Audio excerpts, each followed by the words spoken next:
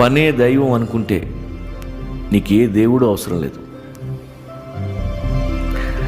స్పెషల్గా దేశానికి సేవ చేయని అవసరం లేదు. 10 మందికి తిండి పెట్టాలి. సొసైటీని సీరియస్గా తీసుకోవద్దు.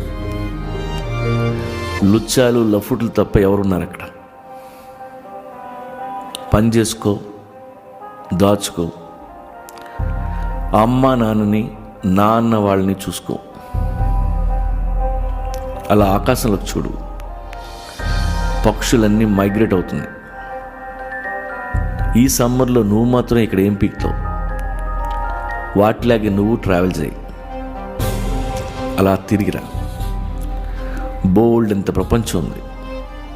ఎన్నో చూడొచ్చు, ఎందరినో కలవచ్చు. అనుక్షణం బతికితే చాలు, అదే జీవితం. ప్రేమించటం నీ